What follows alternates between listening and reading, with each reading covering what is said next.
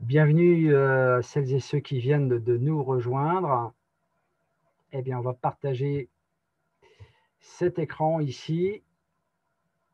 Et là, d'autres personnes viendront donc de toutes les façons nous rejoindre. Alors,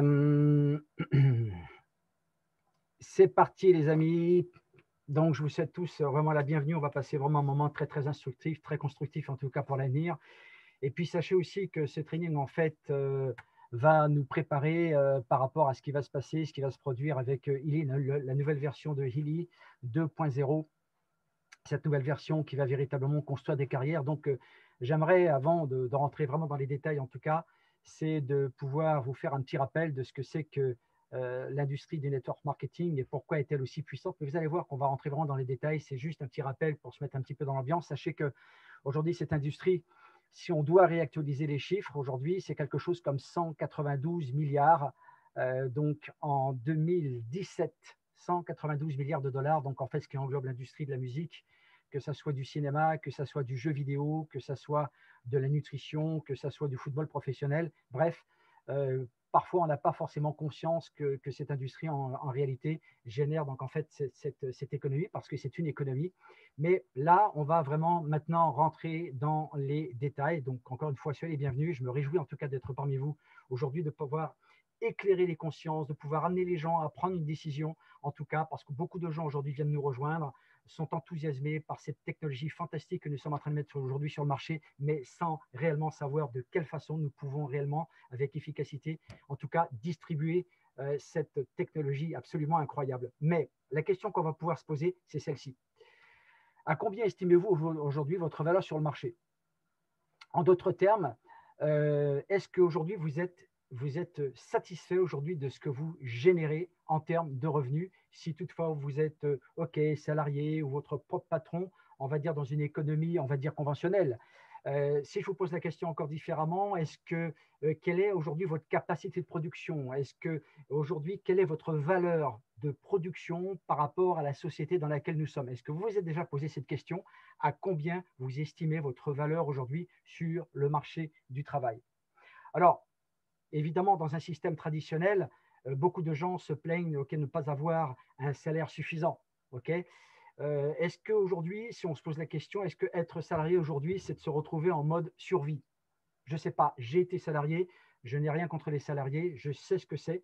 Donc en fait, d'être salarié aussi, je l'ai vécu, je le répète.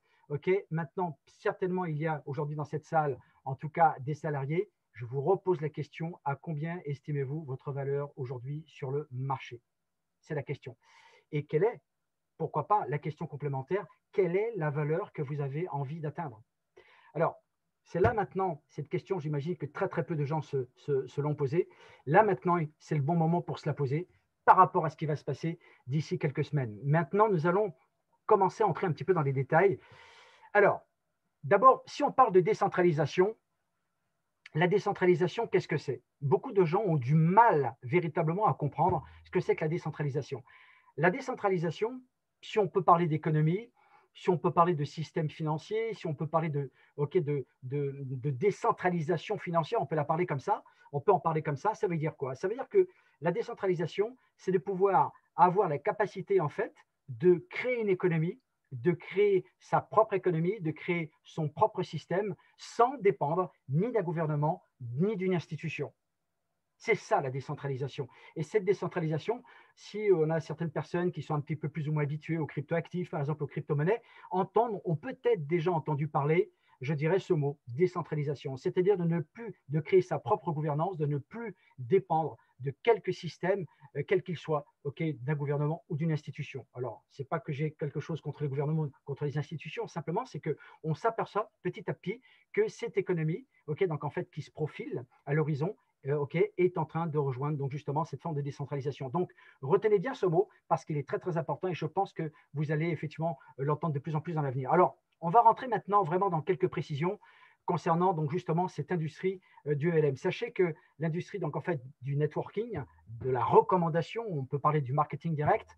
Je ne parle pas de vente directe, hein, je parle bien du networking, d'accord? Eh bien, c'est quand même la troisième industrie au monde, d'accord, en termes de chiffre d'affaires. On a parlé tout à l'heure de pratiquement 200 milliards de dollars, mais attention, je parle de chiffre de 2017 je n'ai pas trouvé justement les chiffres réactualisés par rapport à ça. Mais en tout cas, cette profession, c'est la profession aujourd'hui qui crée le plus de millionnaires chaque année. Alors attention, là encore une fois, je mets un bémol là-dessus. Ça ne veut pas dire que vous serez millionnaire. Il n'y a aucune garantie parce que la variable, c'est vous. À partir du moment qu'il y a un plan de carrière, qu'il y a une technologie à distribuer, qu'il y a un concept, d'accord. Mais ce qu'il faut bien comprendre, ça ne garantit pas que vous allez être millionnaire, vous qui m'écoutez ce soir. Attention. En revanche, c'est aujourd'hui la profession qui crée le plus de richesse chaque année. Si on parle de l'évolution du chiffre d'affaires, en cette année jusqu'en 2017, plus de 52%. Est-ce que ça répond à une nécessité économique? Ça, c'est vous qui allez pourquoi pas m'apporter en tout cas, je dirais, la réponse. D'accord. 20% du chiffre d'affaires qui se réalise aujourd'hui en Europe, on n'est pas en reste. D'accord. En France, si on parle entre 2013 et 2017, juste 4 années, plus d'un quart, c'est-à-dire plus de 27%. Donc en fait de progression. Pour les personnes qui aujourd'hui décident en tout cas de développer une activité à la maison, donc à temps partiel ou à temps complet, d'accord. Et surtout, alors là, pour nos amis belges, parce que je sais que nous avons quelques amis belges ici avec nous, les évolutions, en tout cas en Belgique, j'ai pu tomber sur ces chiffres, entre 2000 et 2017, 2013 et 2017, plus de 109%, ce qui veut dire que le nombre de distributeurs a littéralement doublé pendant cette période de temps. C'est pas moi qui le dis, ce sont les chiffres que vous pouvez bien évidemment vérifier.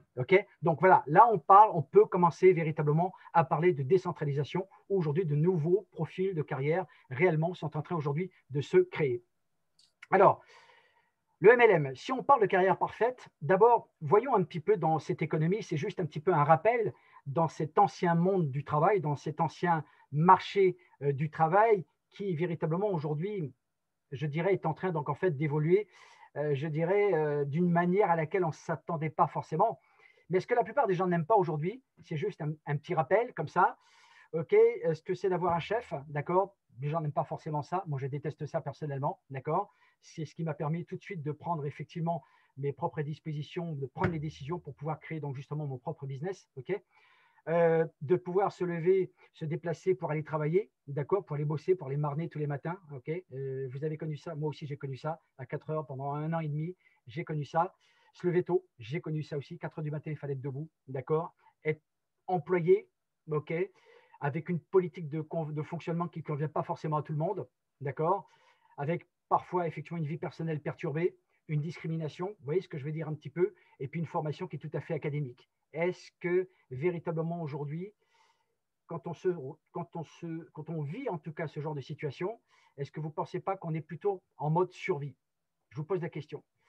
Mais ce que les gens aiment en général, c'est quelque chose bien évidemment qui est positif, parce que j'imagine que nous, aujourd'hui, notre conscience en tout cas tend vers le positif, d'accord, d'avoir un produit, service génial, nous avons cette technologie dans les mains aujourd'hui, avec cette possibilité, et plus que jamais qui est présente, et croyez-moi, ça va vite, en tout cas, donc en fait, dans certains pays, ça va très très vite avec Illy aujourd'hui, d'avoir des revenus illimités, donc possibilité de revenus illimités, des revenus résiduels, d'accord, donc qui n'a pas rêvé de ça, de ne pas confondre revenus passifs et revenus résiduels, bien évidemment, de travailler avec des gens qu'on apprécie, parce que c'est vrai que, en fait, quand on parle de networking, c'est véritablement d'acquérir en fait la liberté avec toutes ces lettres de noblesse, je dirais, quelque part, parce qu'on peut travailler où on veut, comme on veut, donc en fait, quand on veut, mais surtout ce qui est important aussi, c'est avec qui on veut.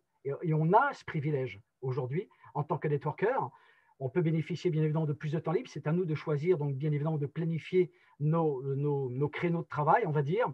Le risque, il est réduit parce que l'investissement en fait est faible, d'accord. Mais surtout, ce qui est important, ce que vous voyez ici en rouge, c'est qu'aujourd'hui, nous sommes dans une économie, puisque nous sommes en train de créer notre propre économie, qui reste complètement insensible aux perturbations économiques. Je vous rappelle quand même que lorsque nous étions effectivement en confinement, donc l'année dernière, d'accord, et que tout était fermé, que tout était bouclé, il n'y avait plus d'économie. Les gens nous étions tous cloîtrés chez nous, nous étions emprisonnés chez nous. Figurez-vous quand même comme on s'est ouvert le luxe d'ouvrir le marché américain, si vous vous souvenez de ça, un 1er mai, d'accord, donc ça fait 12 mois jour pour jour, un 1er mai avec 4000 commandes. Donc en fait dans les 24 heures qui ont suivi donc les agréments de la FDA, c'est-à-dire donc le ministère de la Santé américain, et on a fait plus de 20 000 commandes 5 jours après. Je ne sais pas, vous rappelez-vous de ça? Il n'y a personne qui fait ça. Aucune économie ne permet de faire ça, bien nous l'avons fait. Et c'est à partir de là, véritablement, qu'on donnait la possibilité de faire en sorte que les gens prennent conscience qu'on pouvait développer une activité à la maison. Et ça rentre véritablement dans la tendance aujourd'hui. Alors, bien évidemment, les autres avantages, donc en fait, le choix donc en fait, d'une fiscalité avantageuse. Et puis surtout, c'est une activité à laquelle on prend du plaisir. Et ça, c'est important aussi. Alors, maintenant, si on revient un petit peu, qu'on fait un comeback un petit peu dans le système traditionnel, donc en fait, toutes les catégories d'emplois que nous rencontrons aujourd'hui, d'accord, parce que ça existe, c'est encore le cas, on ne sait pas encore pour combien de temps, mais en tout cas, c'est ce que le système dans lequel nous avons été éduqués et formatés, en tout cas, nous a appris, d'accord. Col bleu, les cols blancs, vous allez voir ce que c'est. L'activité sur les ventes, une activité professionnelle traditionnelle et les investissements. Donc là, vous avez véritablement, je dirais, donc en fait, les cinq catégories, dans lesquelles effectivement on s'est tous, je dis bien tous, retrouvés avant de prendre les décisions. Quand on parle des cols bleus, donc en fait, c'est un travail manuel, évidemment. Hein, on est d'accord avec la pénibilité, effectivement, qu'on connaît, avec les tâches, effectivement, subalternes, avec des revenus bien évidemment réduits, qui ne correspondent pas forcément à la réalité et au coût de la vie. Vous le savez, les risques professionnels que ça encourt, on a tous connu, un ami, un parent, un voisin, donc en fait, avec les risques professionnels, il n'y a pas la reconnaissance, on sait qu'il n'y a pas de reconnaissance, et puis surtout, c'est qu'il y a peu ou très pas de qualité de vie, dû justement à un salaire réduit. Alors attention, ce n'est pas que je méprise les salaires réduits, pas du tout, pas du tout.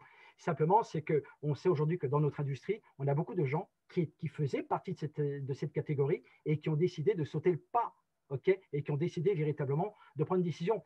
Et comprenez bien, aujourd'hui, encore une fois, il n'y a qu'une décision qui puisse vous permettre effectivement de changer votre vie, notre vie, en réalité. Quand on parle d'école blanc, eh bien, c'est toujours pareil, les tâches administratives. D'accord, on sait qu'il y a beaucoup de gens qui cherchent peut-être une sécurité de l'emploi. Ce n'est plus vraiment le cas maintenant, que ce soit en termes de gestion. Les gens cherchent un travail qui ne soit pas forcément manuel ou peut-être dans les ventes, que ça soit relativement acceptable socialement, si on peut dire ça comme ça, considéré comme sûr, si on parle effectivement de l'administration. Mais bon, vous savez, c'est toujours la même chose. Quelle est la différence entre quelqu'un qui va peut-être gagner 1 500 € et quelqu'un qui en gagne peut-être 15 000? C'est juste le niveau de responsabilité. C'est comme ça que ça fonctionne et vous le savez tous, et surtout, il n'y a pas d'épanouissement personnel ou professionnel parce qu'on ne vous en donne pas la possibilité, à moins de passer des concours en interne, etc. Mais tout ça, finalement, c'est assez compliqué, de pouvoir grimper un petit peu, dans cette hiérarchie, donc en fait, qui ne veut pas, forcément votre bien, tu restes à ta place et ça se passe très très bien comme ça, Mais dans les cols blancs, en réalité, vous allez voir, il y a aussi encore deux autres catégories. Il y a ce qu'on appelle les faiseurs, donc en fait, les gens qui ont le couteau au banc, le couteau aux dents, qui vont, donc en fait, à l'abordage, et puis ceux qui sont simplement, figurants, et à partir du moment qu'on leur demande pas trop, eh bien, là encore une fois, tout se passe bien. Alors, les cols blancs, ceux qui font, en réalité, bon, en général, ce sont des gens qui ont du mérite, parce que ce sont des gens qui sont, on va dire, ambitieux, qui ont de l'ambition, qui sont motivés, qui ont l'énergie, qui ont la patate, qui veulent grimper dans la hiérarchie, mais c'est là où ça coince, justement, et vous comprenez pourquoi, qui ont des cibles, d'accord, ils ont clairement établi une cible, mais ce sont, si vous voulez, cette génération, si vous voulez, de professionnels sont une menace pour les responsables, parce que les gens, ils arrivent avec effectivement leurs compétences, ils arrivent effectivement avec leur envie, ils arrivent avec l'envie de casser tout, etc. Mais ce qui se passe, c'est que ce qu'on appelle la politique des cols blancs, si vous avez un petit peu entendu parler de ça, et ça, malheureusement, ça existe effectivement dans toutes les entreprises, eh bien, ça ralentit une croissance, ça peut bien évidemment salir pourquoi pas une réputation, et bien évidemment être une ambiance hostile. Et personne, à mon sens, personne n'aime travailler dans une ambiance qui soit négative ou hostile. Donc ça, c'est un petit peu, donc en fait, si vous voulez, ce concept de carrière, effectivement, que moi aussi, personnellement également, que j'ai rencontré, et probablement certains d'entre vous aussi. L'autre catégorie, en fait, dans ces cols blancs, les figurants, bon là vous l'avez compris, ce ne sont pas des gens qui se font remarquer nécessairement, pas forcément de désir en fait d'ascension, donc en fait au niveau de la hiérarchie, font le minimum du moment qu'on les emmerde pas trop et qu'ils touchent leur paye, eh bien ça leur suffit. J'ai connu ça aussi, j'ai connu des personnes comme ça aussi, et puis voilà, qui acceptent sans broncher ce qu'on leur dit, pas d'initiative, enfin bon, voilà, c'est réellement, je dirais, le mode survie. Mais personnellement, si je peux me permettre une petite remarque, je ne pense pas qu'on soit réellement, malheureusement, sorti de ce système-là. par rapport à ce qui se prépare dans la période dans laquelle nous sommes aujourd'hui, qui est assez spéciale. Mais bon, c'était juste en fait un rappel et de savoir finalement, est-ce qu'on veut ça? Est-ce que finalement, ce mode survie, est-ce qu'on le veut toujours ou pas finalement? On n'en veut plus. OK? Alors, d'autres personnes, effectivement, vont s'orienter également, pourquoi pas, dans la vente. D'accord? Donc, en fait, ce sont des gens qui vont fuir un emploi qui n'est pas forcément sûr, on le sait. Il y a des hauts, il y a des bas, d'accord? Qui sont payés par leur production et non pas par le nombre d'heures. Donc là, ça commence à changer beaucoup de choses. Ça, je l'ai vécu personnellement, d'accord? La possibilité de bons gains, mais ça peut être pour une durée limitée, d'accord? Je l'ai aussi vécu. Donc, en fait, les changements de statut qui ne sont pas forcément favorables, qui sont plus favorables pour l'entreprise, mais pas forcément favorables, en tout cas, pour le professionnel qui est comme un salarié en réalité, parce qu'il est quand même recruté comme salarié, mais il est payé sur sa production. Ça a été mon cas. OK? Et puis, bien évidemment, l'arrivée de nouvelles technologies, ce qui veut dire donc en fait recyclage, nouvelles formations, etc. Et puis surtout, bien évidemment, vous le savez tous, la pression constante, une obligation de performance, pardon. Ça, OK, on est tous au courant de ça. Je l'ai aussi vécu et j'imagine que certains d'entre vous avaient vécu également ce genre de choses. Et donc, c'est tout simplement en fait, quand on voit ce genre de choses, quand on a une vision un petit peu plus globale, donc en fait des possibilités de revenus, puisque là on parle des possibilités de revenus, qu'on peut effectivement peut-être à un moment donné être confronté à prendre la décision, qu'est-ce que je vais faire de ma vie? Et je pense que vous tous, vous vous êtes posé cette question. Alors, d'autres personnes sont beaucoup plus, on va dire, téméraires que d'autres, peut-être plus risque tout que d'autres. C'est-à-dire que, quelqu'un qui veut créer son propre business, mais dans un système conventionnel. La concurrence, elle est là, elle est absolument impitoyable. Quelles sont aujourd'hui, quelles sont les diversifications de marché? Sur quel marché on va se positionner? D'accord? Comment va-t-on le faire? Comment va-t-on le promotionner? Avec quelle technique marketing? Bien évidemment, au départ, il faut un capital de départ important. Si vous ne l'avez pas, il va falloir emprunter. Est-ce que les banques aujourd'hui prêtent en ce moment? Pas vraiment. D'autant plus qu'elles sont toutes en difficulté. Donc l'endettement, pour combien d'années? Quand on sait que, par exemple, en France, encore au début des années 2000, puisque moi j'ai quitté donc effectivement la France à cette époque-là, 80% des entreprises qui étaient créées en France, des petites et moyennes entreprises, ne dépassaient pas le cap des 3 années, des 3 premières années. OK? D'accord? Et on ne gagnait pas le premier euro de bénéfice avant les 3 premières années. Et puis, alors, bien évidemment, c'est là où il y a toute l'avalanche effectivement d'obligations, c'est-à-dire que, tout ce qui est finance, la fiscalité, les fournisseurs, la légalité, conformité, de savoir tout faire. Et tout cela, malheureusement, bien souvent en dehors de son métier initial, de ce pourquoi, effectivement, on a voulu créer son entreprise. C'est dur, on ne compte pas les heures, la vie familiale, etc. Pas de garantie de succès non plus, parce que c'est clair que beaucoup de gens aujourd'hui, on peut ouvrir un restaurant. Bon, on dit que les métiers de bouche, ça fonctionne, mais est-ce que c'est la garantie de succès? On n'en sait rien. Si vous n'êtes pas là, vous êtes, il n'y a pas de chiffre d'affaires, rien ne rentre dans l'entreprise, et donc vous êtes esclave en fait de votre système que vous avez créé. Et c'est dingue parce que quand on pense à ça, on a tous été éduqués, et formatés dans ce système en réalité, et qui n'est pas simple du tout. Alors, bien évidemment, à moins qu'on soit né avec une cuillère en argent dans la bouche, c'est ce qu'on dit souvent, je crois que c'est une expression bien française aussi, je crois, on peut, pourquoi pas, investir, d'avoir une obligation de capital donc très élevée, parce que sinon, ce n'est pas forcément rentable, d'accord? Et puis, il faut avoir des obligations de connaissance, personnellement, que je n'ai pas, connaissance, habilité absolument incroyable pour comprendre le marché, sentir effectivement, alors ça dépend sur quoi on investit, bien évidemment. Est-ce qu'on va investir sur des matières premières? Est-ce qu'on va investir sur de l'or? Ou effectivement la crypto, que je connais un petit peu plus? Ou alors, donc en fait, sur ce qu'on appelle donc en fait les évolutions en bourse, avec tous les marchés instables qu'on connaît, la volatilité énorme que ça crée. Regardez un petit peu ce qui s'est passé récemment, effectivement, avec le Bitcoin, avec une chute incroyable. C'est juste hallucinant ce qui se passe. Alors, bien évidemment, avec toutes les évolutions économiques, d'accord, et on ne peut pas contrôler, puisqu'on s'aperçoit que tout ça, c'est très émotionnel. Ça veut dire que par rapport, je vous donne un exemple, par rapport à ce qui s'est passé avec le Bitcoin, donc justement, il y a encore, on va dire, quelques jours, Elon Musk, qui est donc à l'origine de la technologie donc des voitures électriques, Tesla, a décidé que le Bitcoin n'était pas assez vert, not enough green. Et donc, qu'est-ce qui s'est passé? Et donc, en fait, qu'il a décidé donc, de ne plus d'accepter le Bitcoin comme, comme mode de paiement, en tout cas pour ses voitures. Qu'est-ce qui s'est passé? Ça a chuté. Voilà. Et qui pouvait le prévoir? OK, et on ne sait pas encore ce qu'il y a derrière. Et apparemment, il assure qu'il n'a pas vendu ses bitcoins. Mais bon, voilà, c'était juste une petite parenthèse, juste pour vous donner une petite idée de ce qui était en train de se passer et comment ça peut être dangereux. Alors, qu'est-ce qu'on fait maintenant? On a survolé tout ça et on se dit, OK, qu'est-ce qu'on fait? Voilà. Et donc, en réalité, ce qui se passe, c'est que le monde, en fait, il a changé. Et le monde, il a changé parce qu'on s'aperçoit que finalement, ce qu'on nous a appris, eh bien, ça ne suffit plus. Et ce que j'ai du mal à comprendre en réalité, c'est que en réalité, c'est qu'on continue encore à apporter donc justement des enseignements, ok, donc en fait des enseignements, ok, donc en fait à des futures générations qui ne vont pas pouvoir tenir la route, ok, bien évidemment, ok, donc en fait dans le futur. Et c'est pour ça en réalité donc qu'est apparue cette nouvelle économie. En fait, quand on parle de nouvelle économie, une économie qui est apparue quand même il y a 70 ans. Alors, vous voyez, c'est un training qui est court ce soir, mais j'aimerais quand même qu'on puisse conclure sur quelque chose de, pour moi, qui est très, très important, okay, parce qu'il est important aujourd'hui véritablement de se préparer sur ce qui va se passer, de se préparer. Donc là, on est en train de terminer une période, d'accord? Le mois de juin sera un mois de transition, vous le savez tous, ok? Et à partir du 1er juillet, eh bien là, on va, bien évidemment, on va donc transiter vers Healy, ok, 2.0. Et moi, j'aimerais vous donner un petit peu quelques conseils avant de terminer effectivement cet entretien ce soir. Ce qui est important aujourd'hui, vous le comprenez, c'est l'importance du sponsor. C'est l'importance du sponsor.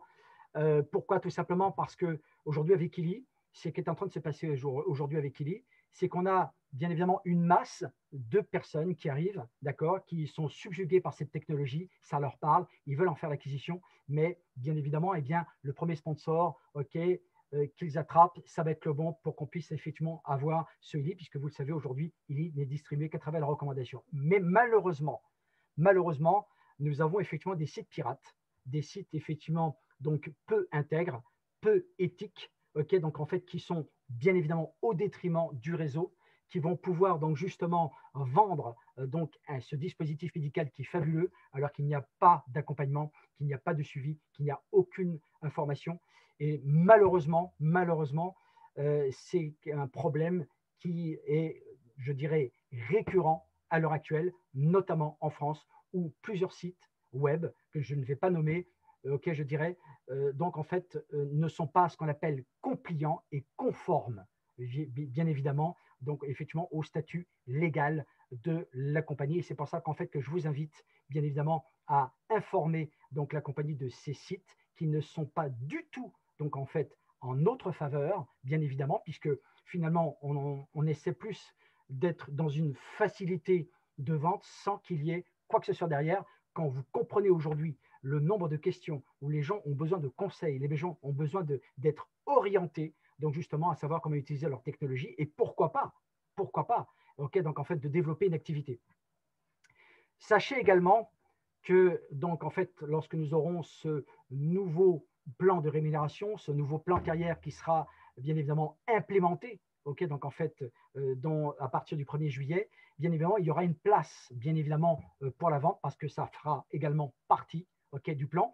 Et c'est là où j'ai une petite nouvelle à vous annoncer. Tout simplement, c'est que à partir donc justement de la semaine prochaine, ok, à partir de la semaine prochaine, eh bien, nous ferons donc en fait des présentations, ok, que ce soit avec nos leaders, que ce soit avec Elodie et bien d'autres personnes. Eh bien, nous faisons des présentations en deux parties, c'est-à-dire une présentation, ok, donc en fait pour l'avant, pour les personnes qui veulent simplement être clients. Et ces personnes, ok, donc en fait qui ont pris la décision de faire l'acquisition donc en fait de ce dispositif, eh bien, ont la possibilité bien évidemment de quitter la salle puisque ils n'ont pas forcément l'intention d'aller plus loin. Et à ce moment-là, il y aura donc en fait une seconde partie qui va être destinée pour les personnes qui veulent véritablement construire une carrière, que ce soit à temps partiel, que ce soit à temps complet, mais qui veulent véritablement participer au développement international, ok, donc en fait de notre compagnie. Ok, donc n'oubliez pas, ok, pour terminer, n'oubliez pas, demain nous avons un grand rendez-vous avec la compagnie. J'imagine que vous êtes enregistré. Il y aura évidemment donc en fait une traduction, ok, donc en fait avec donc notre leader, donc en fait Stéphane, notre vice-président Stéphane, et avec d'autres personnes également. Je pense qu'il y aura également Pénélope et Danae, je pense. En tout cas, pour que vous puissiez avoir toutes les informations. Et moi, si je peux me permettre de vous donner un conseil ce soir, les amis, les personnes qui ont eu une information du concept mais qui n'ont pas encore pris de décision, vous pourrez également les inviter à cette présentation demain, d'accord? Donc, vous aurez le lien Zoom évidemment, donc très rapidement, peut-être ce soir, peut-être demain matin. Donc, demain, 18 h, donc heure de Paris, d'accord? Et donc, soyez tous au rendez-vous parce que là, nous allons entrer dans quelque chose de complètement différent. Préparez-vous et n'oubliez pas que là, nous allons véritablement rentrer en fait dans un travail en fait de structure. Ces 2 années que nous avons vécues ont été 2 années, on va dire, de rodage. On peut parler effectivement de préouverture, on peut parler de ça aussi. Okay, et là, maintenant, nous allons véritablement rentrer, comme on dit, dans le vif du sujet. Pour terminer, ça c'est, je dirais, mon avis personnel aujourd'hui. Nous avons des discussions très intéressantes avec de plus en plus de membres aujourd'hui qui comprennent l'importance de ce que nous sommes en train de faire. Et qu'aujourd'hui, encore une fois, je le répète, l'importance du sponsor, la qualité du sponsorship, okay, va être quelque chose de déterminant dans les semaines qui viennent, les amis. Et c'est vraiment, vraiment très important. On s'aperçoit que de plus en plus aujourd'hui de nos membres recherchent véritablement la personne qui va les orienter, la personne qui va les former, la personne qui va les aiguiller. On a réellement besoin de ça, ok? Et moi, j'ai envie de vous dire que le mois de juin, eh bien, vous avez ces semaines aujourd'hui pour vous préparer. N'oubliez pas que vous allez avoir besoin d'une structure pour vous permettre d'évoluer dans les meilleures conditions possibles. Voilà, les amis, je ne voulais pas être trop long ce soir, d'accord? Je pense que personnellement que le message est passé. N'oubliez pas ce rendez-vous de demain. Probablement que samedi, nous aurons éventuellement en compagnie de notre vice-président Stéphane Olivier, éventuellement, ok, donc en fait un récapitulatif de ce qui aura été dit demain, mais auquel cas, soyez demain là où ça se passe, parce que ça sera complètement différent de tout ce que vous avez connu aujourd'hui, les amis. Je vous souhaite une bonne soirée. Ok, félicitations en tout cas d'avoir été patient jusqu'à là, et nous nous retrouvons tous demain. Passez une excellente soirée. Ciao, ciao. Bye. Salut, bonne soirée. Bonne soirée à tous. Bonsoir à tous. Bonsoir. Bonsoir, merci beaucoup. Merci beaucoup. Merci, bonne soirée à tous. Bonsoir. Au revoir. Merci. Bonsoir. Bonsoir. Bonsoir. À demain. À demain.